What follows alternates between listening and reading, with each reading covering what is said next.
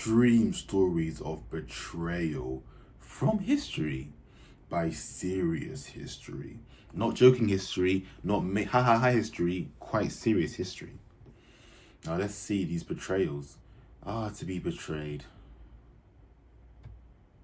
Today, we're going over some of the most extreme stories of betrayal from human history. Number 1, Ricimer. Okay, we're kicking things off with a betrayal so extreme that it caused the actual fall of Rome. It's the 5th century AD, and the once mighty Rome has seen better days. Collapsing in on its own immense size, the Roman Empire split into 2 separate empires in 395 CE. The Eastern Empire, later known as the Byzantine Empire, seemed to take the breakup well and thrived for another 1,000 years or so, while the Western Roman Empire... Oh no. They were struggling to keep it together. See, Rome was like that beautiful neighborhood that was once a great place to live that went to complete after decades of corruption and bad leadership. Germanic tribes like the Visigoths and Vandals were constantly invading around the borders of the empire, and without the political stability to field a proper army to defend itself, late Roman emperors were forced to rely on local barbarian generals and their armies of mercenaries. These barbarian generals grew in power and influence, and eventually the emperor was nothing more than a puppet figure to these warlords. To make things worse, Rome was hit with a wave of massive inflation that devalued its currency and made everything so much more expensive for its citizens who were already struggling to get by. The sacking of Rome by the Vandals in 455 CE seemed like the final death blow to the once mighty empire. But out of the rubble emerged a man who saw the chaos as an opportunity to seize power for himself. This man was named Ricimer, and he was going to do it all with the help of his best friend Majorian. But before we get into how this betrayal all goes down, let's take some time to learn about the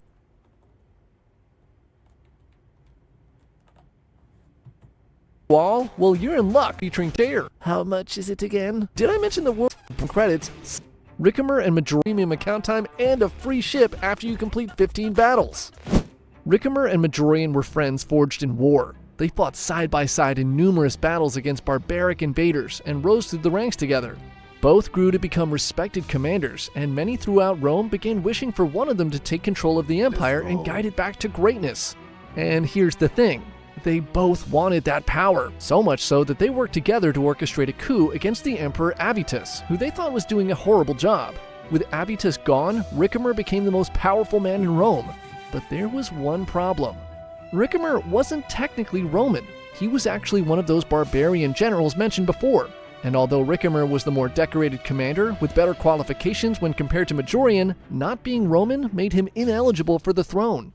So he decided he would instead get his best friend promoted to emperor and simply influence Majorian's decisions and rule over Rome from the shadows. Majorian becomes emperor in December of 457, and Ricimer could not have been more happy. That is, until Majorian started doing a little too well. See, Majorian actually turned out to be a phenomenal emperor, and he had his own ideas on how to make Rome great again. And his ideas, they were good. Majorian quickly took back large swaths of lost territory and dramatically reduced the corruption in the Senate. He instituted sweeping changes which made the lives of Romans much better, and in just a few short years, there was a glimmer of hope that the Western Roman Empire could possibly return to its former glory.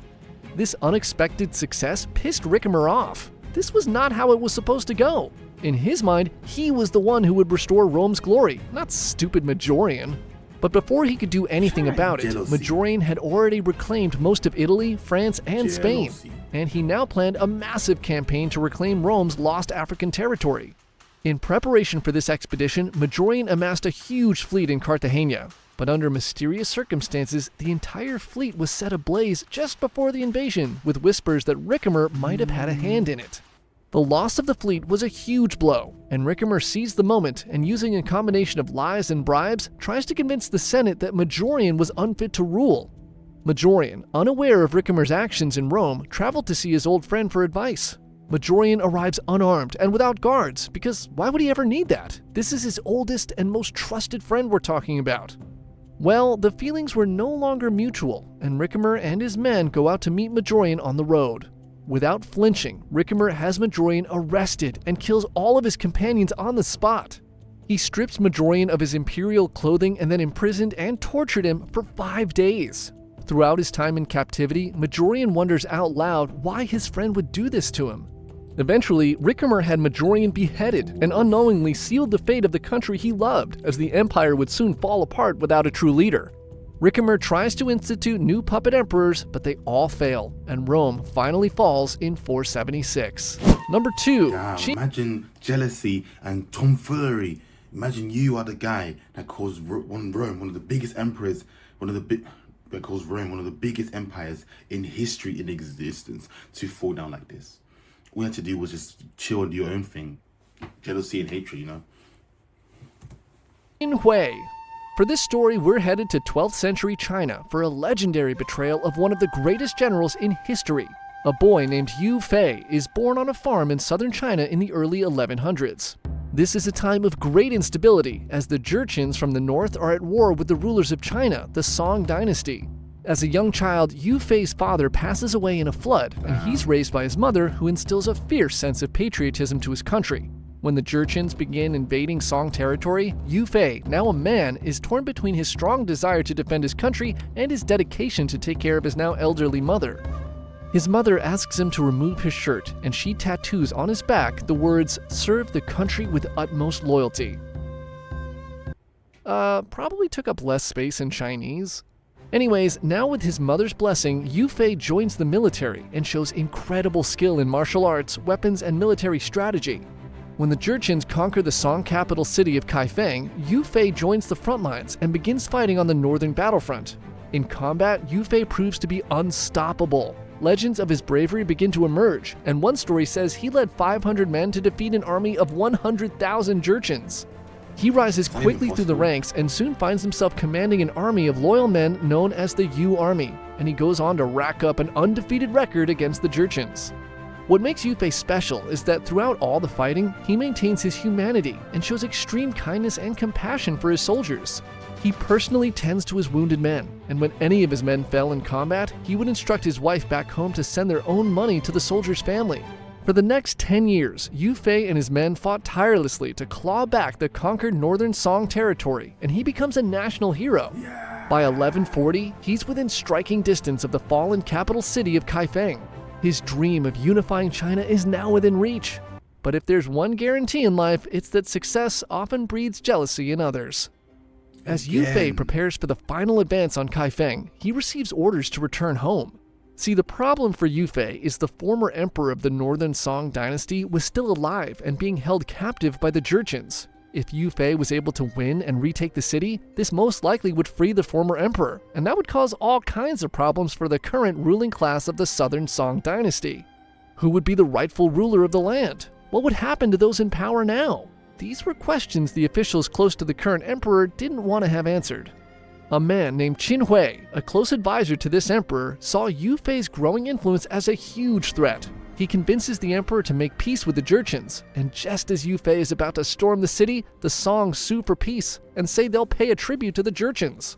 Yu Fei is furious upon hearing this news, but he begrudgingly follows his orders and returns south.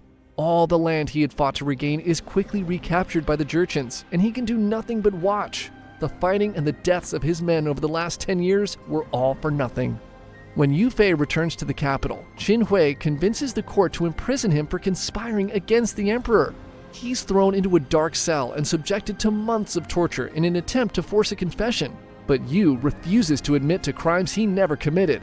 Yu Fei eventually dies in prison at the age of 39. Some report that Qin Hui had him poisoned in his cell. Decades later, the truth of Qin Hui's involvement in Yu Fei's death was revealed, and statues of Qin Hui and his wife in a kneeling position were erected in front of Yu Fei's tomb as a symbol of their wrongdoing. For centuries, these statues attracted people from all across China who would come to pee and spit on the man who killed the greatest general China had ever seen. Number 3, Akechi. Man, Fez. What a sad end. Damn, just legend. What a legend, actually. Bro was a legend with a sad end. Mitsuhide. We couldn't do a video on betrayals and backstabbing without doing at least one story from the Sengoku period in Japan. The Sengoku Jidai was a nearly 150-year civil war that took place in 15th and 16th century Japan, where regional warlords called daimyo fought to become the great unifier of the country.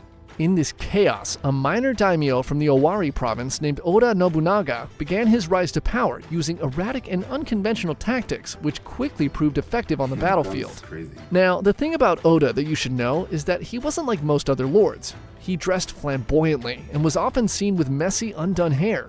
His behavior was fairly crude compared to most daimyo. He would make fun of his men and was known to have an irrationally quick temper. For example, he once had a retainer killed on the spot when he showed up late to an important meeting. Damn. Keep all of this in mind because this is probably what gets him killed later.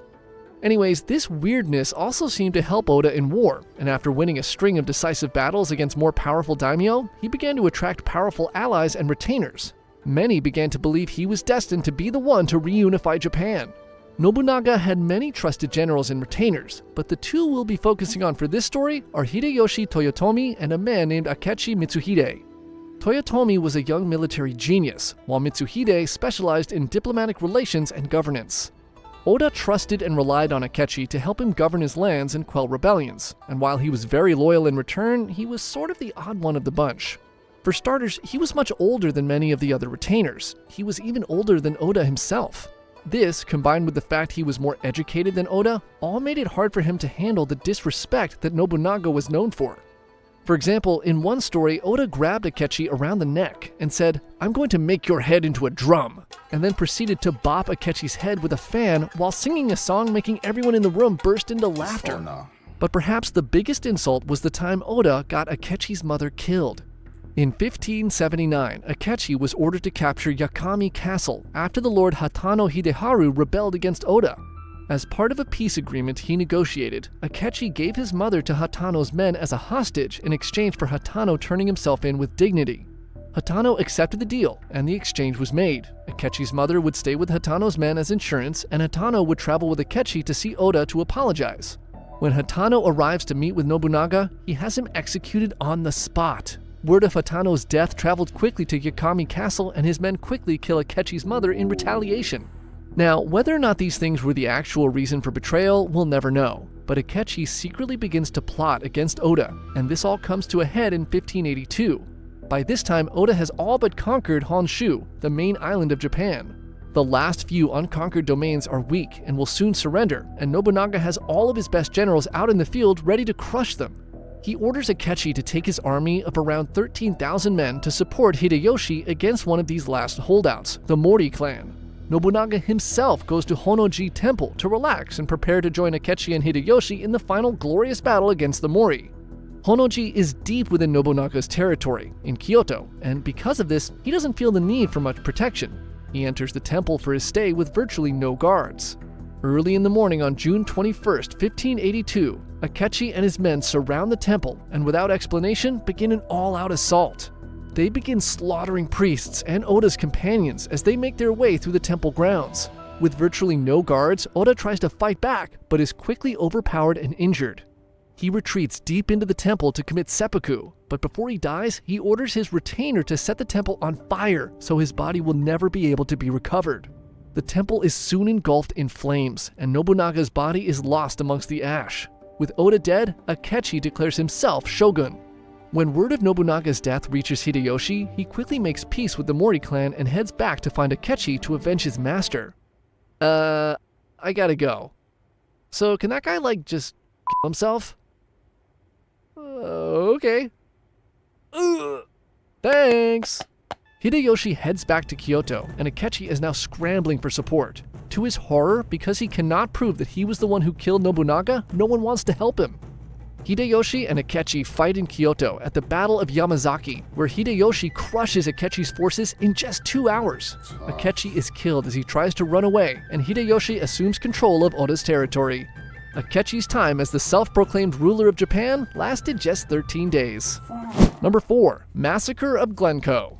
This last one is crazy because George R.R. Martin has said that this was one of the inspirations for the Red Wedding in Game of Thrones.